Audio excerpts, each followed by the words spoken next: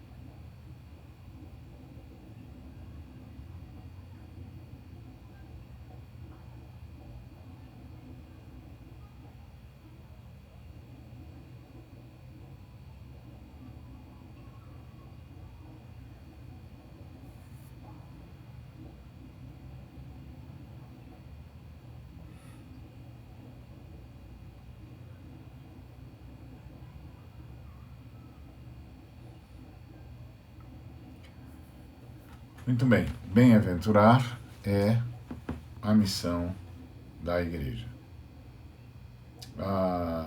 Se você quiser ajudar esse ministério, você tem aí o Pix ou você tem os selos que o próprio Instagram disponibiliza. Nossa conversa hoje é a partir de Mateus capítulo 5, versículo 1, que diz assim: E Jesus, vendo a multidão, subiu a um monte e, assentando-se, aproximaram-se dele os seus discípulos. E, abrindo a sua boca, os ensinava, dizendo: Bem-aventurados os pobres em espírito, porque deles é o reino dos céus. Bem-aventurados os que choram, porque serão consolados. Bem-aventurados os mansos, porque eles herdarão a terra. Bem-aventurados os que têm fome e sede de justiça, porque eles serão fartos. Bem-aventurados os misericordiosos, porque eles alcançarão misericórdia. Bem-aventurados os limpos de coração, porque eles verão a Deus. Bem-aventurados os pacificadores, porque eles serão chamados filhos de Deus. Bem-aventurados os que sofrem perseguição por causa da justiça, porque deles é o reino dos céus. Bem-aventurados sois vós, quando vos injuriarem e perseguirem e, mentindo, disserem todo mal contra vós por minha causa.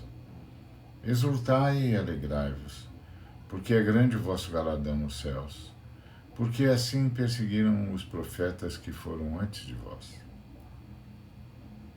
Vós sois o sal da terra. Se o sal for insípido, com que se há para salgar?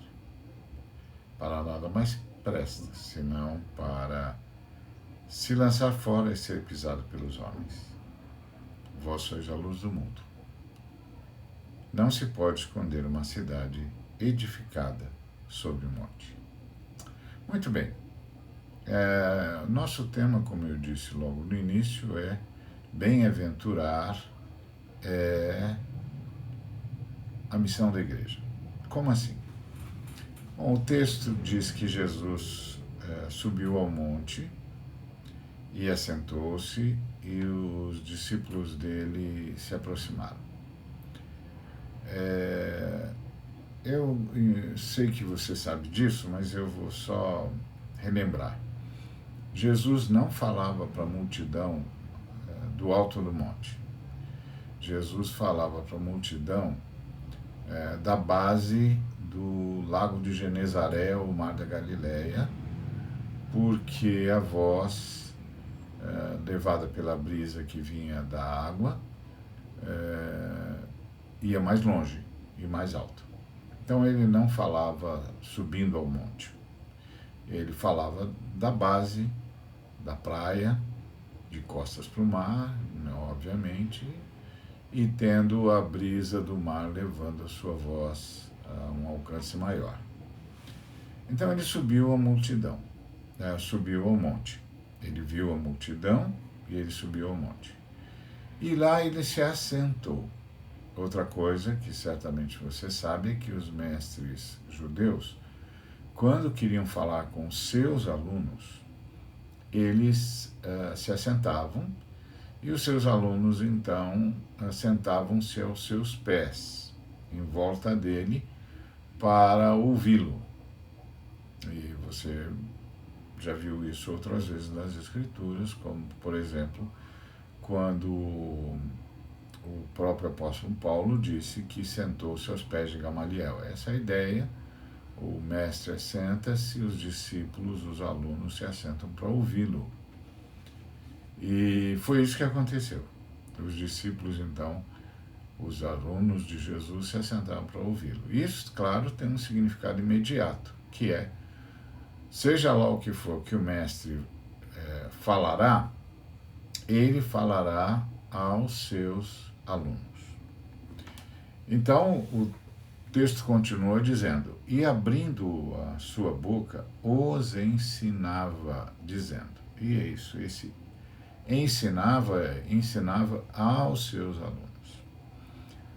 E é interessante que ele viu a multidão. Então, o texto não disse a gente se ele já tinha falado à multidão, ou se ele ainda ia mais tarde falar à multidão. A possibilidade maior é que ele já tivesse. Então, está aquela multidão assentada no monte, já divididos em grupos naturais, conversando ou não, e ele também subiu ao monte, provavelmente, portanto, depois de ter-lhes falado. E aí assentou-se onde estavam os seus discípulos, os seus alunos, e os seus alunos assentaram-se aos pés dele para ouvi-lo. E ele então passou a ensinar os seus alunos.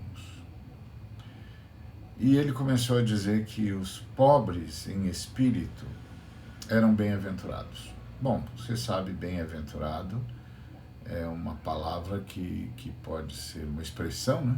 Que pode ser, por exemplo, traduzida por feliz. Agora, quem são os pobres em espírito? Naquela velha Israel, os pobres tinham duas conotações. A primeira conotação era de empobrecidos.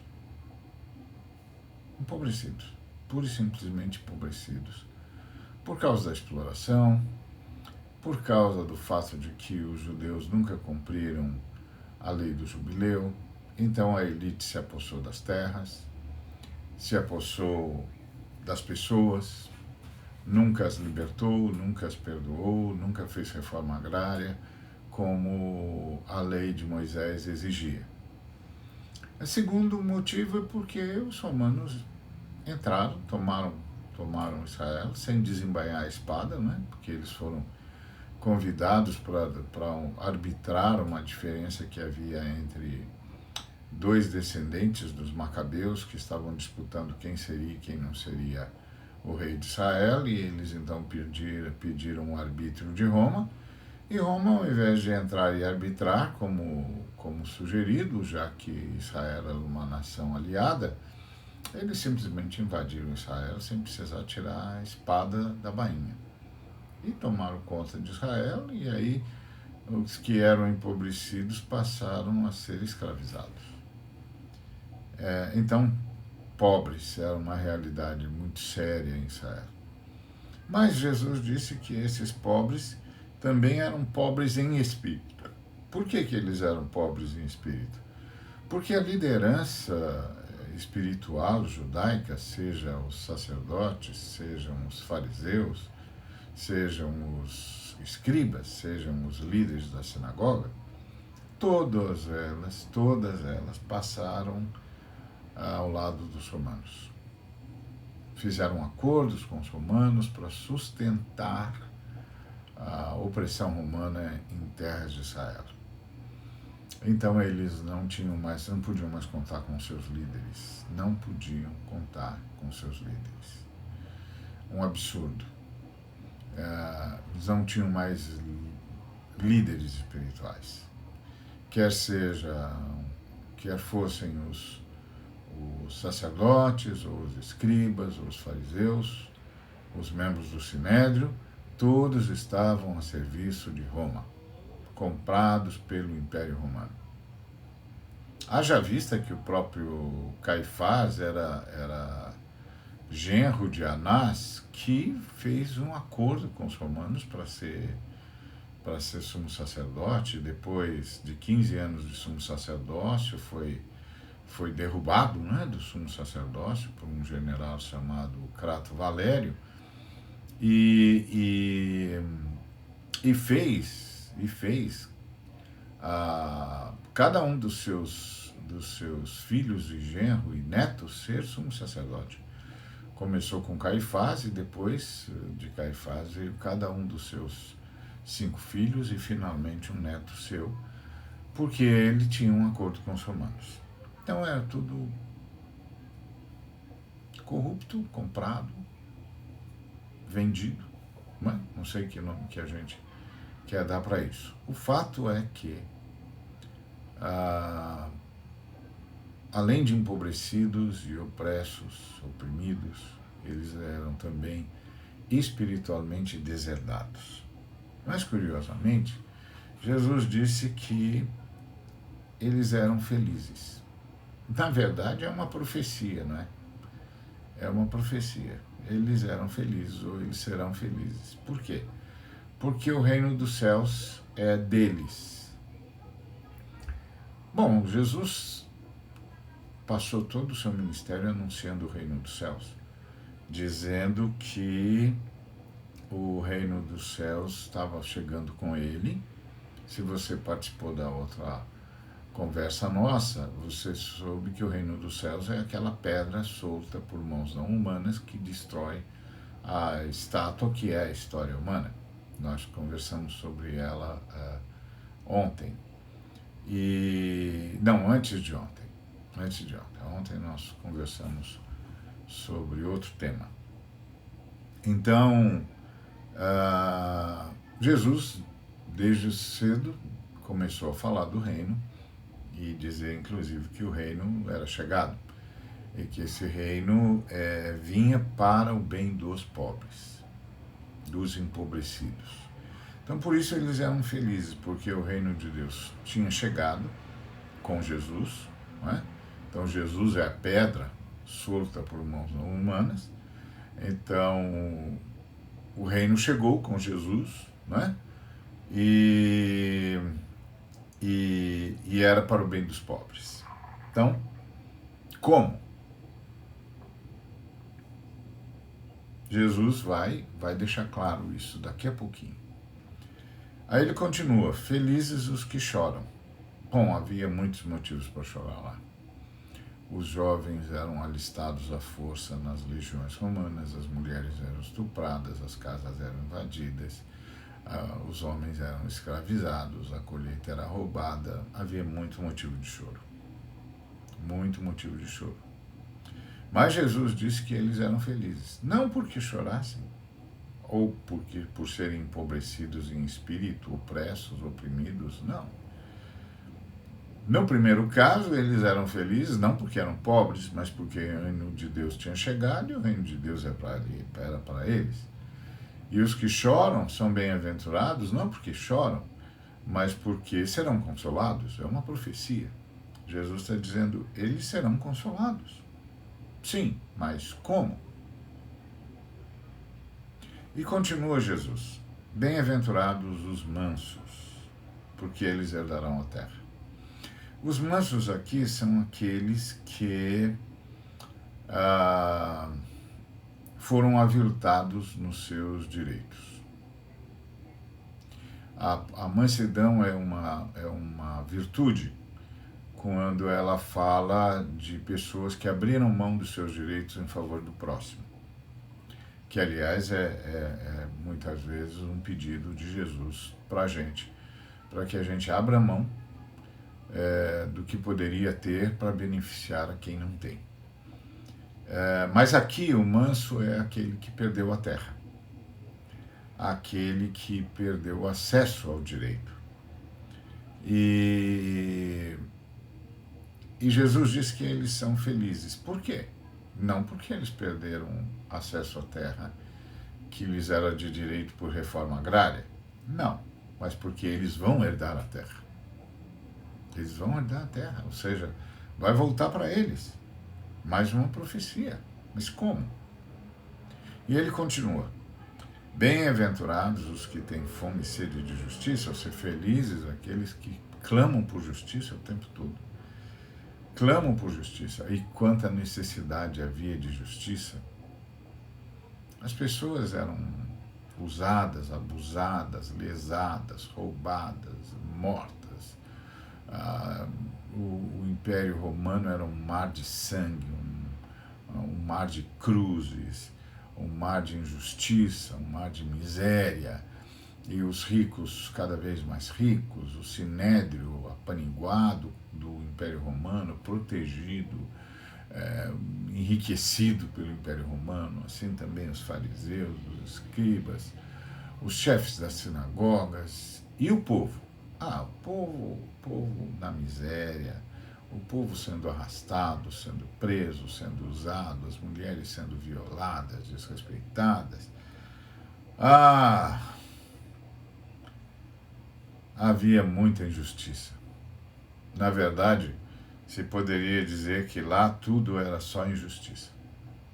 Mas Jesus disse que eles eram felizes. Por quê? Por sofrerem injustiça?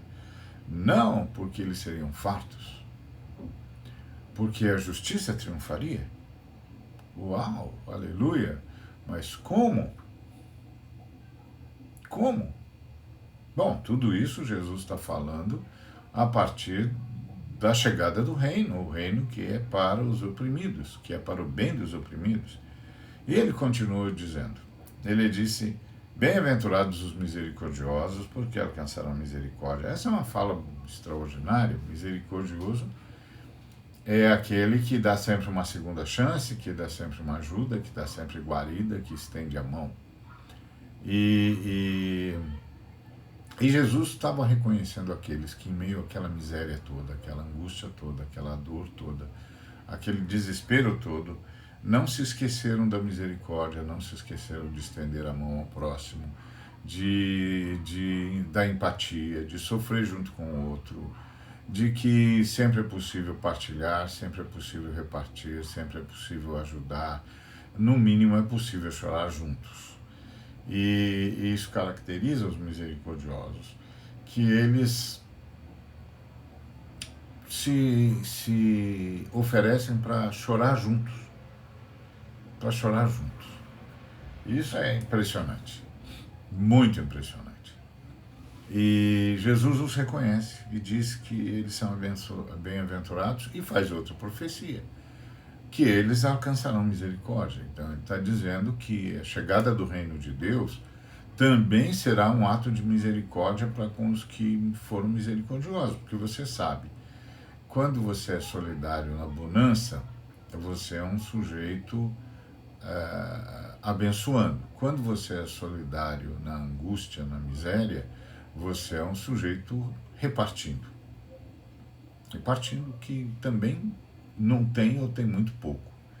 De modo que você está de fato sendo absolutamente empático, envolvendo-se o máximo possível com aquele que sofre do seu lado e esperando a hora que vai acabar. Vai acabar para ele, vai acabar para você, mas você decidiu que não vai continuar sozinho, que não vai sobreviver sozinho, que vai pelo menos ajudar mais um a sobreviver até onde der. E aí o Senhor diz que os misericordiosos são felizes. Por quê?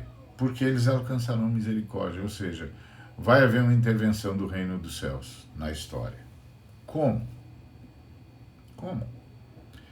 E ele continua dizendo, bem-aventurados os limpos de coração. E eu penso que esses aqui são aqueles que estão aguardando um milagre, que olham para a história marcada pela maldade, marcada pela injustiça, marcada pela miséria, e eles esperam um milagre. E Jesus faz outra profecia, ele diz, eles verão a Deus. Ou seja, eles verão um milagre. Ser limpo de coração numa época, por exemplo, como essa que nós estamos no Brasil, não é uma coisa simples. Porque você vê a injustiça galopando, você vê os injustos ganhando o que querem e o que não querem, você vê o governo sendo corroído por uma corrupção às claras, você vê os malignos triunfando e você vê inclusive pastores apoiando os malignos, apoiando a malignidade e chamando mais malignos, intervenção de forças armadas, que é crime, né? Não pode fazer isso, é crime. Crime contra a Constituição, crime contra a República, crime contra a democracia. Você vê tudo isso e você é tentado a perder a fé. Você é tentado a perder a fé no caráter de Deus. Deus não está nem aí. Deus não está nem aí, a Trindade não está nem aí, e Ele não vai interferir a nosso favor, a Trindade não virá em nosso socorro, não é possível. Então, mas há os que são limpos de coração, aqueles que nada consegue demover-lhes a fé. Eles continuam acreditando no caráter de Deus. Porque fé não é fé no poder de Deus, é fé no caráter de Deus. Porque poder é uma coisa que, por definição, é inerente a um Deus, não é?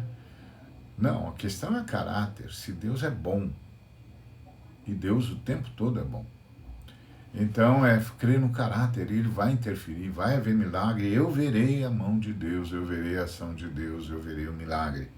E Jesus faz outra profecia, ele diz, sim, eles verão o milagre, eles verão a Deus. Sim, aleluia, mas como? E ele continua dizendo, bem-aventurados os pacificadores, porque eles serão chamados filhos de Deus. Isso é muito, muito profundo e muito rico. Porque quando você vê a injustiça campear, como nós estamos vendo agora no Brasil, a fome, a miséria, a letalidade policial, principalmente em relação aos pretos e pretas, os despejos, as pessoas na rua, milhões de pessoas já passando fome, outras milhões em insegurança alimentar, dependendo de cesta básica, você fica pensando que não tem outra saída a não ser a violência.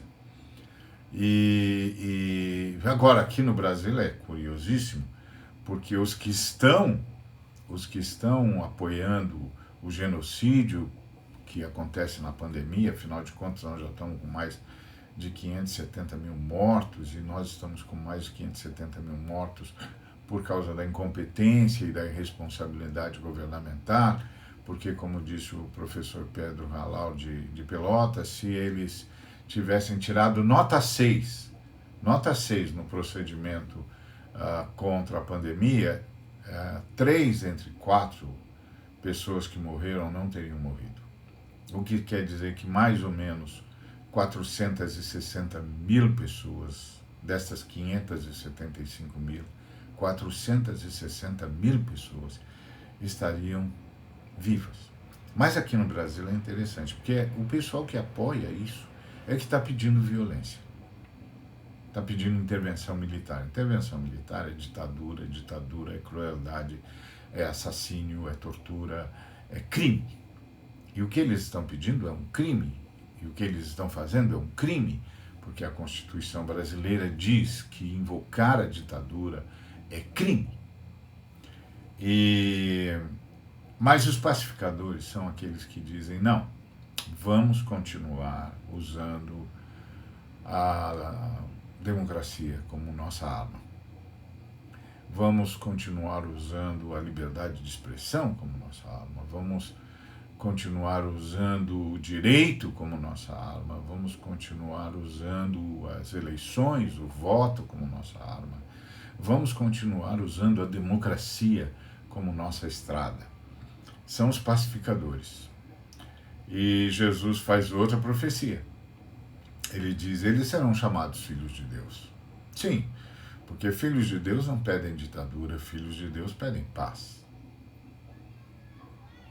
É isso. E ele continua dizendo, bem-aventurados os que sofrem perseguição por causa da justiça. Bom, nós falamos da questão da justiça, porque deles é o reino dos céus. Nós falamos agora há pouco da questão da justiça, né? Os que têm fome e sede de justiça, e havia muita injustiça.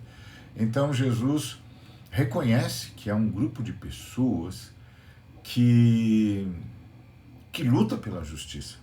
Luta pela justiça, que está na rua, que está nas ONGs, que está buscando espaços políticos e institucionais para que a justiça corra como um rio que nunca seca, como disse o profeta Amós. Gente que está lutando pelo direito do ser humano, pelos direitos humanos, que não quer ver nenhuma dessas fobias sociais em curso, que quer pôr fim a essas fobias, ao racismo, a todo tipo de fobia que se abate sobre uma nação marcada pela injustiça, e principalmente quando a justiça já é estrutural, como é o nosso caso. Então Jesus reconhece que há essas pessoas que são perseguidas. Nós vimos há pouco um religioso sendo perseguido porque queria dar comida para os pobres, e entre os pobres estavam drogadictos, e então ele é perseguido. Desde quando, sabe quantos milênios nós cristãos levamos comida aos pobres, sem perguntar por que ele está naquela situação, aos que têm insegurança alimentar, sem perguntar por que eles estão ali, aos famintos, não é? Porque Jesus Cristo disse, tive fome e me deste comer, nós vimos sobre isso ontem. Pois é, mas aí somos perseguidos por causa da justiça, e Jesus faz outra asseveração. Diz que o reino dos céus que está chegando é para essas pessoas. Vem em favor dessas pessoas. Então, vem em favor dos empobrecidos, e empobrecidos em espírito, dos que foram lesados do seu direito de sobreviver com dignidade, e lesados do seu direito de serem apacentados com dignidade, de serem levados ao conhecimento de Deus com verdade. Então o reino veio em favor desses empobrecidos e veio em favor dos que são perseguidos por buscarem a justiça. E aí ele se dirige aos seus alunos e ele diz aos seus alunos, vocês são bem-aventurados quando injuriarem vocês e perseguirem vocês, e mentindo, disserem todo mal contra vocês por minha causa. Bom, agora os alunos estão prestando atenção, porque Jesus está fazendo outra profecia. E Jesus está fazendo a profecia dizendo que eles serão injuriados e perseguidos por calúnia. E que eles vão ser caluniados por causa de Jesus. E aí ele disse para os seus alunos, exultem, alegrem-se, porque é grande o galardão de vocês nos céus, porque assim os profetas foram perseguidos, os profetas que foram antes de vocês. Aliás, ele está nos dizendo uma coisa interessantíssima, que os profetas do passado foram perseguidos por causa de Jesus, e que agora os alunos de Jesus serão também. E por quê? E o que é que ele espera dos seus alunos? O que ele está mandando os seus alunos fazer, que vai fazer com que vai provocar perseguição e calúnia e injúria e o dito de todo mal contra eles? E Jesus disse, isso vai acontecer porque vocês são o sol da terra. E vocês não podem perder o sabor. Tem muita gente que usa o sal dizendo que tem a ver com dar gosto, com despertar sede, ou coisa que o valha. Mas aqui a figura do sal é de caráter. Vocês não podem perder o caráter, vocês não podem perder a qualidade de vocês. E você sabe que o sal era a geladeira da época, né?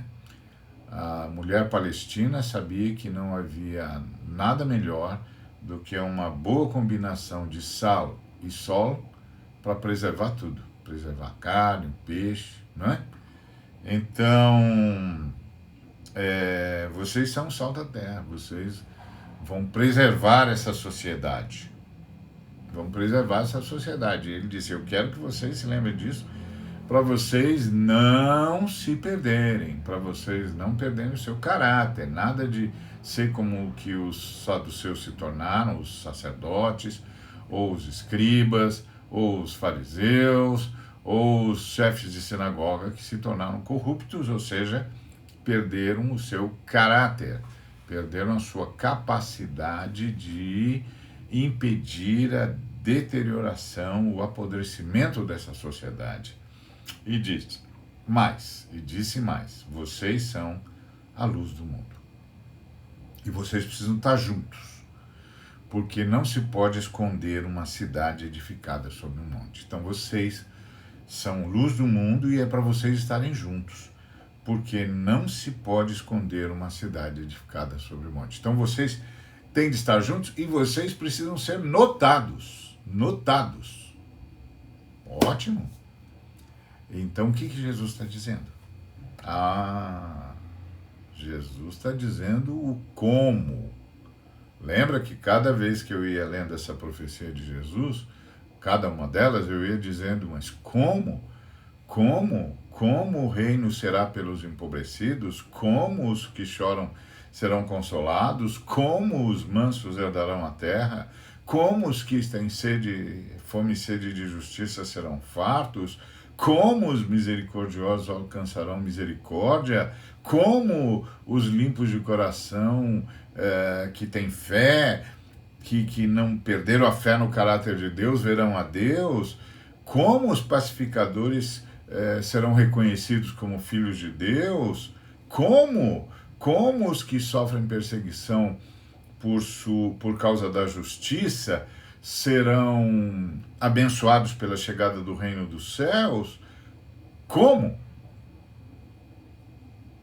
É que Jesus estava olhando para aquele povo lá, sentado no monte, espalhado em grupos naturais, e ele os estava vendo como filhos de Abraão, que sofrem, que gemem, e ele queria mudar a situação deles, queria mudar essa situação, ele queria mudar essa situação de empobrecimento e de empobrecimento espiritual, essa situação de fome de justiça, de perda da terra, não é? Que são os mansos, os que perderam acesso à sua terra por direito, a terra da reforma agrária, não é? A terra que era da tribo, que eles faziam parte, porque Deus tinha dividido Israel em tribos de maneira que a terra era um comodato de Deus, Deus era o Senhor da terra, não tinha ninguém dono da terra, né? A terra era de Deus e todo mundo tinha que usufruir da terra. Com igualdade, assim não haveria pobres em Israel, mas eles perderam, porque ninguém respeitou o jubileu, né? E eles foram sendo, inclusive, escravizados, perderam acesso e tudo. Como eles vão herdar essa terra que eles já perderam para esses loucos, famintos, gananciosos, acumuladores? Como? Então, agora Jesus está dizendo como. Ele não pode, agora, pessoalmente. Por quê? Porque ele veio para vencer a morte, ele veio para vencer Satanás, e ele vai fazer isso no juízo do mundo. E o juízo do mundo não é o juízo final, não. O juízo do mundo é a cruz. Uma semana antes da cruz, Jesus disse, vem aí o juízo do mundo, e aí ele disse que ia expulsar Satanás, que ia destruir Satanás.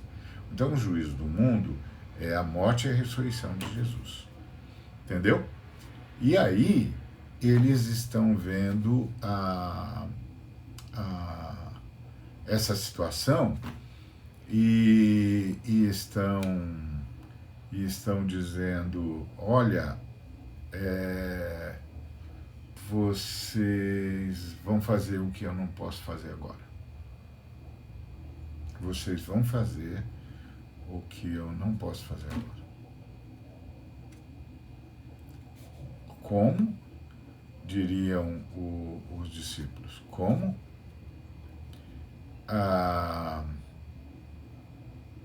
Vocês são o povo do reino. Se você se lembra da nossa conversa, a nossa primeira conversa foi sobre isso, sobre o reino.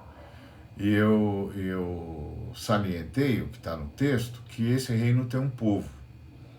E que esse reino nunca mudará de povo. Esse é o povo do reino para sempre.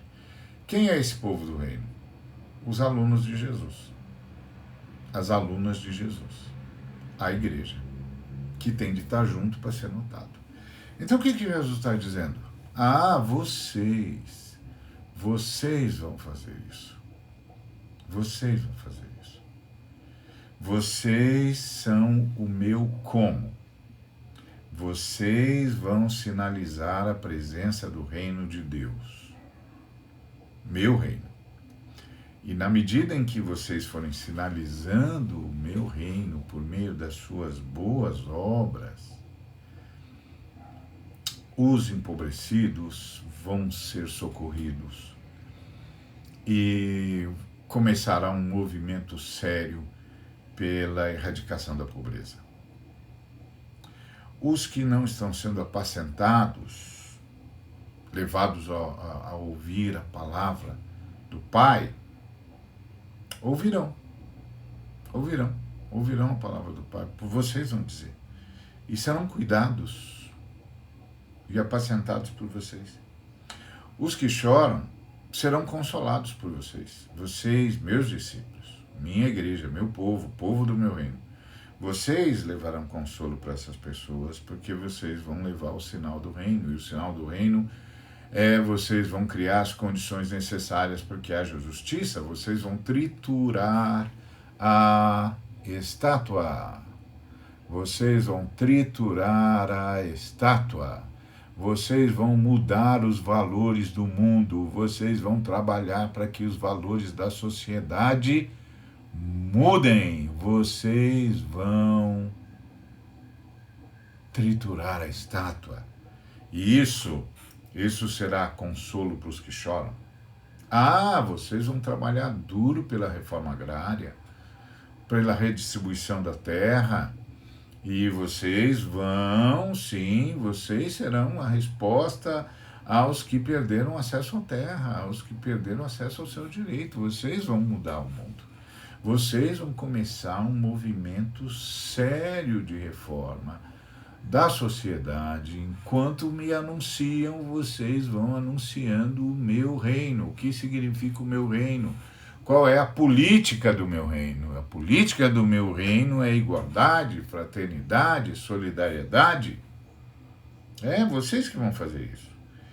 Vocês vão trazer a noção de justiça, e os que têm fome e sede de justiça serão fartos, porque vocês vão trazer a noção do Estado de Direito, do ser humano como sujeito de direitos. Vocês vão fazer isso. Vocês. Eu me lembro de ter ouvido uma vez um filósofo que não é cristão, e perguntaram para ele a relação entre a fé cristã e os direitos humanos, e ele disse, direitos humanos é uma coisa que os cristãos fizeram a gente ver. Antes dos cristãos, a mulher era um objeto, a criança era um produto, e os seres humanos sem poder eram escravos. Os cristãos é que saíram pelo mundo dizendo que não. E mais, os velhos eram mortos porque eram um fardo. Os cristãos é que saíram dizendo para o mundo todo não, os idosos são fonte de sabedoria, precisam ser preservados, as mulheres e os homens são absolutamente iguais, as crianças precisam ser protegidas. Extraordinário. O que é isso? Isso é o povo de Deus trazendo noção de justiça num lugar onde todos estão com fome e sede de justiça. Vocês, diz Jesus, vocês levarão essa lógica da misericórdia no mundo. Ah, como a lógica da misericórdia muda, onde a misericórdia chegou, o sistema penitenciário é outro, né? É um sistema de recuperação do ser humano, né? É um sistema de ajuda, de recomposição na sociedade, né? De recuperação do espaço social. Por quê? Por quê? Ora, por causa da misericórdia. Então você sabe que o Brasil é um país onde a misericórdia não chegou, né? Porque basta olhar para o sistema penitenciário, você vai ver uma injustiça que não tem fim, um montão de gente que está lá, 40% que nem foram julgados, sem contar os que estão lá só porque são pretos. Simples assim. Foram acusados, o juiz achou que ele era culpado, mesmo sem provas, ou ela, porque era preto. Porque era preto. Então, um país que a palavra misericórdia não significa nada, mas o povo de Jesus, os alunos e as alunas de Jesus, estão aqui para que a misericórdia seja um dado novo na sociedade, um dado que mude a sociedade. Então ele disse, vocês vão fazer isso. E vocês vão ser os instrumentos do milagre de Deus que os limpos de coração tanto aguardam. Sim, vocês vão poder orar, vão poder trabalhar pela justiça e vão poder usar a autoridade do meu nome para expulsar a malignidade, os seres malignos, e para levar bênção e levar paz e levar justiça onde quer que vocês cheguem. Vocês são o povo do reino de Deus. Vocês é que sinalizam que o reino de Deus já está aqui. E vocês é que demonstram isso, tornando bem-aventurados os que teriam de ser chamados de desgraçados, vão ser chamados de bem-aventurados, porque vocês estão aqui e vocês são o povo do reino de Deus. Vocês têm de estar juntos, para que todo mundo veja vocês. Vocês têm de fazer juntos, porque uma cidade edificada sobre a montanha, todo mundo vê. E vocês são os que vão bem-aventurar os que sofrem perseguição por causa da justiça, por causa da igualdade, da solidariedade. Você sabe, justiça é um conceito do reino de Deus, onde todas as criaturas de Deus, incluindo todo o planeta, desfrutam equitativamente, equanimemente, de tudo que Deus é e de tudo que Deus doa. Isso é justiça. Equanimidade. Todo mundo tendo o mesmo acesso, o mesmo direito, a mesma situação. Entendeu? Então, bem-aventurados eles serão, porque vocês estão aqui, e vocês estarem aqui, meus alunos, minhas alunas, diz Jesus, significa que o reino está aqui. E é interessante que depois que ele ressuscitou, ele disse que ia cumprir uma promessa que tinha feito, não é? Que nós nunca seríamos órfãos, que ele estaria aqui com o povo do reino, para que o reino se manifestasse. E aí, enquanto a gente anuncia ele, e a gente vai manifestando as obras do reino. Eu costumo dizer que enquanto Jesus faz a pescaria, a gente vai limpando o rio. Porque essa coisa de céu é um departamento da Trindade, não é um departamento nosso. Então a gente vai apresentando a pessoa de Jesus e a Trindade vai administrando essa coisa de quem vai estar no céu ou não, não sei. mas é departamento da Trindade. Qual é o nosso departamento? Nosso departamento é ir limpando o rio, enquanto mostramos Jesus. Entendeu? Despoluindo o rio, enquanto mostramos Jesus, despoluindo a sociedade. Então ele disse: é isso, meus queridos e diletos alunos e alunas. Vocês vão fazer isso. Vocês vão fazer isso na história humana. Até o grande dia.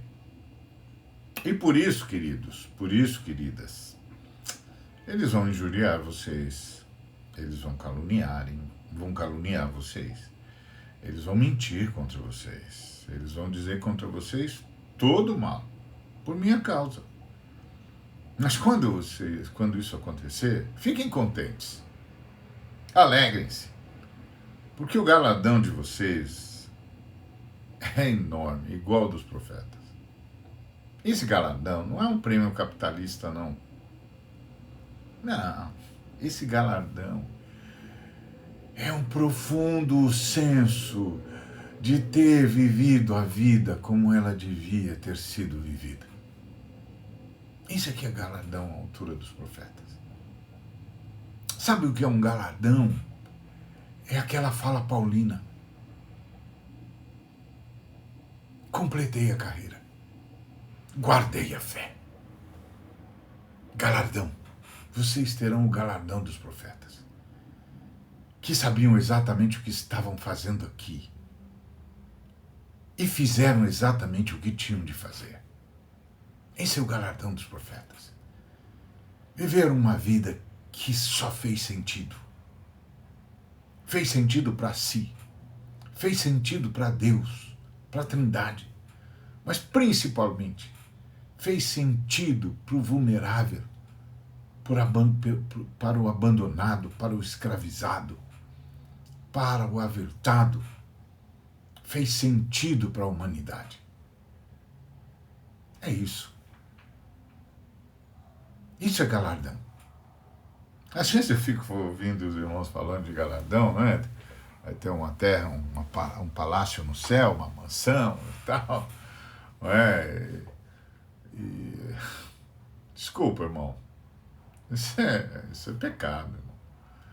Galardão é esse sentimento de realização, de ter vivido. Você sabe o que significa você ser uma pessoa que sabe exatamente por que está aqui e que você está fazendo exatamente o que tinha de fazer, junto com irmãs e irmãos? Estamos fazendo o que tínhamos de fazer. E o que é que nós tínhamos de fazer? Nós tínhamos de bem-aventurar os que sofrem. Mostrar-lhes que o reino de Deus já está aqui. E, óbvio, ser uma amostra grátis deste reino, para que eles também queiram participar dele. Não é? Então, lembra, Jesus, o Senhor mostrou para os apóstolos que na Cidade Santa, as ruas são de ouro. Sabe o que isso significa? Que o ouro não vai ter nenhum valor, né? Ouro vai ser piche, e piche vai ser ouro. Ouro não tem nenhum valor. Vai ser só mais um metal, mais um instrumento de pavimentação, para as pessoas pisarem e andarem à vontade. Ah, irmãos, nós precisamos sair desse evangelho capitalista. Na verdade, não é evangelho, né? Porque não há nenhuma boa notícia no capitalismo. Nós precisamos voltar para a fé. Então, a fé e cidadania é isso aí. Entendeu? Isso é fé e cidadania. É essa ideia de sermos... Qual é a nossa, como cidadãos do reino dos céus, qual é o nosso papel na história? Olha, o nosso papel na história é bem-aventurar os injustiçados. Bem-aventurar os que choram, bem-aventurar os que têm fé e aguardam um milagre, bem-aventurar os misericordiosos, bem-aventurar os que são sem terra, sem teto, bem-aventurá-los, bem-aventurar, bem-aventurar os angustiados, bem-aventurar os que lutam pela justiça, reconhecê-los também. Qual é a missão da gente? Bem-aventurar. Então Jesus estava dizendo, olha, eu estou indo para a cruz porque eu estou indo para o juízo do mundo, eu vou lá para derrotar Satanás e começar uma nova fase na redenção, que é a redenção sob a luz da ressurreição. Porque até agora, filhos, a redenção esteve sob a sombra da cruz, mas a partir disso, a redenção estará sob a luz da ressurreição. Eu vou dar início ao fim dos tempos. E vocês vão ficar. E vocês vão ficar como povo do meu reino. E vocês são agora aqueles e aquelas com quem eu conto para bem-aventurar estes que agora a gente está vendo aqui deslocados nesse monte, chorando as suas mágoas e angústias. Fé e cidadania. Essa é a cidadania cristã. Que Deus nos abençoe, graça e paz nos sejam multiplicadas.